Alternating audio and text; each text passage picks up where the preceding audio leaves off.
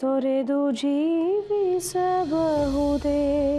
ಹರಿ ನಿನ್ನ ಚರಣಗಳ ಬರಿದೆ ಮಾತೆ ಕಿನ್ನು ಹರಿತು ಪೇಳುವೆನಯ್ಯ ತೊರೆದು ಜೀವಿಸಬಹುದೇ ಹರಿ ನಿನ್ನ ಚರಣಗಳ. ತೊರೆದು ಜೀವಿಸುವ ಸಮಯ ಹತ್ರ ಬಂದಿದೆ ಗೋಪಿ.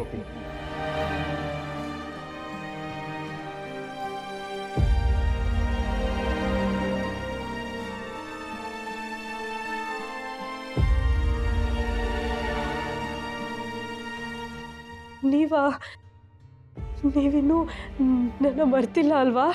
ಮರೆಯುವ ಸಂಬಂಧವೇ ಗೋಪಿ ನಮ್ಮದು. ಕಣ್ಣಿಗೆ ಬಟ್ಟೆ ಕಟ್ಟಿ ಕಾಡಿಗೆ ಬಿಟ್ಟಂತ ಸ್ಥಿತಿಯಲ್ಲಿ ದಿಕ್ಕು ಕಾಣದೆ ನಿಂತಿದ್ದಾಗ ಕೈ ಹಿಡಿದು ಬೆಳಕಿನ ಕಡೆಗೆ ನಡೆಸಿದ ಕರುಣಾಮಯಿ ನೀನು. ಅಯ್ಯೋ ನನ್ನ ದೇವ್ರೆ, ಕೈ ಹಿಡಿದಿದ್ದೇನೋ ನಾನು, ಆದರೆ ಬೆಳಕಿನ ಕಡೆ ನಡೆಸಿದ್ದು ನೀವೇ ಅಲ್ವೇ? ನಾನು ಕಂಡರಿಯದ ಪ್ರೀತಿಯ ಕಡಲಲ್ಲಿ ಮುಳುಗೇಳಿಸಿದ ಮಹಾನುಭಾವರು ನೀವು. ಎಲ್ಲವನ್ನು ಗಂಡನಿಗೆ ಸಮರ್ಪಿಸಬೇಡ ಗೋಪಿ. ನನ್ನ ಬದುಕಿನ ಮಧುರ ಕ್ಷಣಗಳೆಲ್ಲ ನಿನ್ನಿಂದಲೇ ತುಂಬ ಹೋಗಿದೆ. ನೀವು ಅಷ್ಟೇ, ಎಲ್ಲವನ್ನು ಮಡದಿಗೆ ಮೀಸಲಿಟ್ಟು ನೀರಿನಲ್ಲೇ ಇದ್ದು ನೀರಿಗಂಟದ ತಾವರೆ ಹಾಗೆ ನಿರಂಬಳವಾಗಿ ನಡೆದು ಬಿಟ್ರಿ. ಎಲ್ಲಿ ನಡೆದೆ ಗೋಪಿ? ಎಲ್ಲಿಗೆ ನಡೆದೆ? ನಿನ್ನ ಸುತ್ತಾನೆ ಸುತ್ತುತ್ತಾ ಇದೆ ಈ ಆತ್ಮ. ಸೂರ್ಯನ ಸುತ್ತ ಸುತ್ತುವ ಭೂಮಿಯ ಹಾಗೆ ನನ್ನದು ಅದೇ ಸ್ಥಿತಿ. ಅಂದರೆ ನಿಮ್ಮನ್ನ ನೆನೆಸದ ಕ್ಷಣ ಇಲ್ಲ. ನೀವು ಯಾವಾಗಲೂ ನನ್ನ ಕಣ್ಣು ಮುಂದೆನೇ ಸುಳಿದಾಡ್ದ ಹಾಗೆ ಭಾಸವಾಗುತ್ತೆ. ನೀವು ನೆನಪಾದಾಗಲೆಲ್ಲ ನಿಮ್ಮ ಮಾತುಗಳೇ ಕಿವಿನ ತುಂಬಿಕೊಳ್ಳುತ್ತೆ. ಅಂತೂ ನಾನು ಅರ್ಧದಲ್ಲಿ ಬಿಟ್ಟು ಹೋದ ಕರ್ತವ್ಯಗಳನ್ನೆಲ್ಲ ನೀನು ಪೂರ್ಣಗೊಳಿಸ್ಬಿಟ್ಟೆ. ಮಕ್ಕಳಿಗೆಲ್ಲ ಮದುವೆ ಆಯಿತು, ಅವ್ರಿಗೂ ಮಕ್ಕಳಾಯಿತು. ಅವರವರ ಬದುಕನ್ನು ಅವರ ಹೆಗಲಿಗೆ ವರ್ಗಾಯಿಸಿ ತಾಯಿಯ ಜವಾಬ್ದಾರಿಯನ್ನು ಸಮರ್ಥವಾಗಿ ನಿಭಾಯಿಸ್ಬಿಟ್ಟೆ ಗೋಪಿ ನೀನು. ಎಲ್ಲ ನಿಮ್ಮ ಕೃಪೆ. ಅಂದರೆ ನಮ್ಮ ವೆಂಕಟನಾಥನ ಮಗುವನ್ನು ನೋಡಬೇಕು ಅನ್ನೋ ಆಸೆ ಒಂದು ಉಳ್ಕೊಂಡಿತ್ತು, ಈಗ ಅದು ಪೂರೈಸ್ತು. ಇನ್ನು ನಾನು ಸಂತೃಪ್ತಳು. ಹಾಂ, ನಿಮ್ಮ ಮಗುನ ನೋಡಬೇಕು ಅಂತ ತಾನೇ ನೀವು ಬಂದಿರೋದು? ನೋಡೋಕೆ ಬಂದಿದ್ದು ಹೌದು, ನಿನಗೆ ಎಚ್ಚರಿಸೋಕೆ ಬಂದಿದ್ದು ಹೌದು. ಎಚ್ಚರಿಕೆನಾ? ಹೌದು ಗೋಪಿ. ಇದುವರೆಗೆ ನೀನು ನೋಡಿದ್ದೆಲ್ಲವೂ ಸಂಭ್ರಮವೇ, ಆದರೆ ಇನ್ನು ಮುಂದೆ ಇದ್ಯಾವುದು ಹೀಗಿರೋದಿಲ್ಲ. ಯಾಕೆ ಸ್ವಾಮಿ, ಏನಾಗುತ್ತೆ? ಅದ್ಯಾವುದನ್ನು ನೀನು ಕೇಳಬೇಡ ಗೋಪಿ. ತುಂಬ ಶ್ರದ್ಧೆಯಿಂದ ನೀನು ಮಾಡಬೇಕಾಗಿರೋದನ್ನೆಲ್ಲ ಮಾಡಿ ಮುಗಿಸಿದ್ದೀಯ, ನೋಡಬೇಕಾದದ್ದನ್ನೆಲ್ಲ ನೋಡಿಯೂ ಆಗಿದೆ. ಈ ಜನ್ಮಕ್ಕೆ ಇಷ್ಟು ಸಾಕು. ಕಣ್ಣೀರಿನಲ್ಲಿ ನೊಂದು ವಿರಮಿಸೋದಕ್ಕಿಂತ ಈ ಸಂತೃಪ್ತಿಯ ಭಾವದಲ್ಲೇ ಜೀವನ್ ಮುಕ್ತಿಯನ್ನು ಪಡೆದುಕೋ. ನೀವು ಹೇಳೋದನ್ನ ಕೇಳ್ತಾ ಇದ್ರೆ ನನಗೆ ಭಯ ಆಗ್ತಿದೆ ಸ್ವಾಮಿ. ಈಗ ತಾನೇ ಕಣ್ಬಿಡ್ತಾ ಇದೆ ನನ್ನ ಮೊಮ್ಮಗು.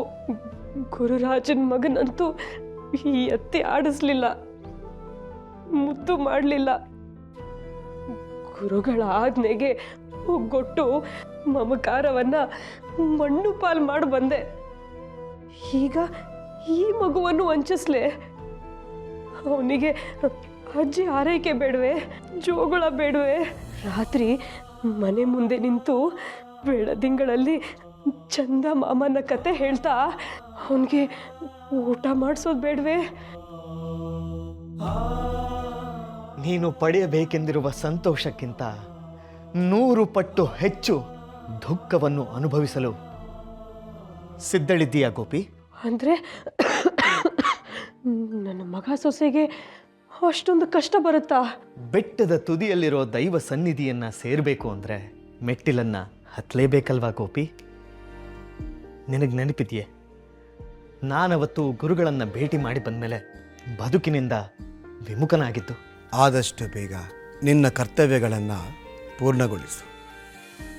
ಮಾತು ನಿಲ್ಲಿಸಿ ಮೌನಕ್ಕೆ ಮೊರೆ ಹೋದದ್ದು. ಮೂಲ ರಾಮನ ಹೃದಯ ಗರ್ಭ ಸೇರಲು ನಿನಗುಳಿದಿರುವುದು ಇನ್ನು ಕೆಲವೇ ದಿನಗಳು. ಕಡೆಗೆ ಕೊರಗಿ ಕೊರಗಿ ಕೃಶನಾಗಿ ಉಸಿರು ಚೆಲ್ಲಿದ್ದು.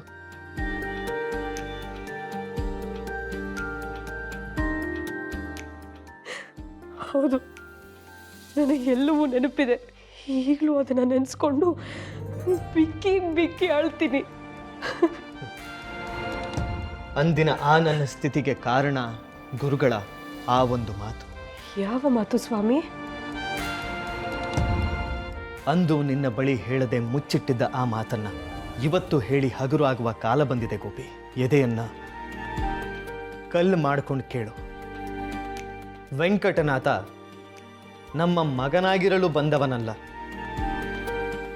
ಬಹುಕಾಲದಿಂದ ಅಡಗಿರುವ ಒಂದು ಸತ್ಯವನ್ನು ಈಗ ನಿನಗೆ ತಿಳಿಸುವಂಥ ಸಮಯ ಆ ಮೂಲರಾಮ ಸೃಷ್ಟಿ ಮಾಡಿದ್ದಾನೆ.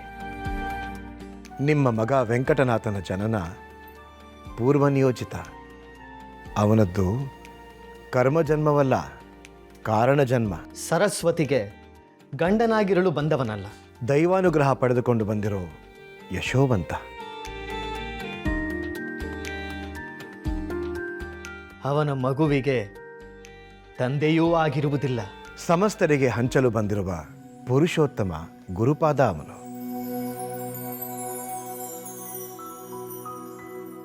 ಈ ಸಂಬಂಧಗಳೆಲ್ಲ ನಮ್ಮ ಪಾಲಿನ ಭ್ರಮೆಗಳು. ವೆಂಕಟನಾಥ ನಿಮಗೆ ದಕ್ಕುವ ಮಗ ಅಲ್ಲ ತಿಮ್ಮಣ್ಣ. ಅವನು ದೈವಾಂಶ ಸಂಭೂತ. ಅವನು ಅವತಾರ ಪುರುಷ. ಅವನ ಬರುವಿಕೆಗಾಗಿ ಮೂಲರಾಮ ಕಾಯುತ್ತಿದ್ದಾನೆ.